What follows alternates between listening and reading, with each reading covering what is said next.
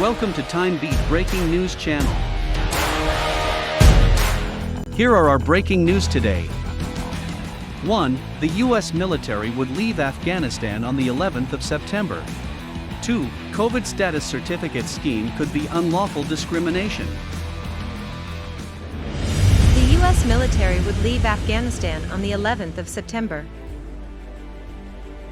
According to the White House, President Joe Biden has officially announced the decision to end America's longest war. This is the longest and most intractable conflict in Afghanistan when it no longer fits America's interests. Biden said the U.S. military would withdraw from Afghanistan before September 11, the 20th anniversary of the terrorist attack on the World Trade Center, and the Pentagon launched the war from the start. The Biden administration has stated that he does not have much time or money to focus on solving the problems that the previous 3 presidents had tried and could not fix. This budget will be used to accomplish other goals, he added. Before the 100-day report was made during his tenure, President Joe Biden spent months pondering his decisions. In particular, the issue of the Afghanistan war, which killed 2,300 U.S. soldiers and costing more than $2,000 billion, is no longer consistent with its 2021 foreign policy. The deadline Biden has set is absolute, with no potential for extension based on worsening conditions on the ground. Biden said the withdrawal will begin on May 1st, in line with an agreement President Donald Trump's administration made with the Taliban.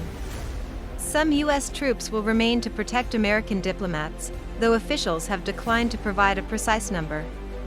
Biden said American diplomatic and humanitarian efforts would continue in Afghanistan and that the U.S. would support peace efforts between the Afghanistan government and the Taliban. But he was unequivocal that 2 decades after it began, the Afghanistan war is ending. The United Kingdom. COVID status certificate scheme could be unlawful discrimination. COVID status certificates being considered by ministers to help open up society could amount to unlawful indirect discrimination, the government's independent equalities watchdog has advised. As ministers decide whether the documents should be introduced as passports to certain events later this year, the Equality and Human Rights Commission has told the Cabinet Office they risk creating a two-tier society.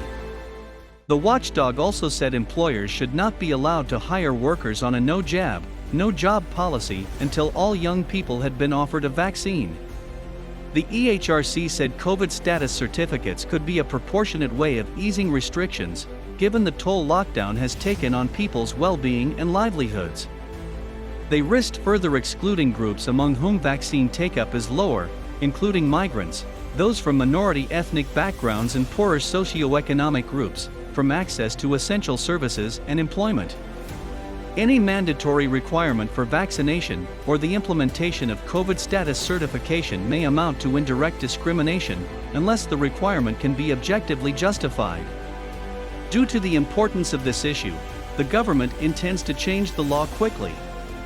Government scientific advisors believe 80% of staff and 90% of residents need to be vaccinated to provide a minimum level of protection against outbreaks of the virus. Taking a vaccine is not mandatory, and it would be discriminatory to force somebody to take one. Robert Buckland, the Justice Secretary. Thank you for watching. We help you stay up to date all the news hourly. Please subscribe our channel to follow up the latest one.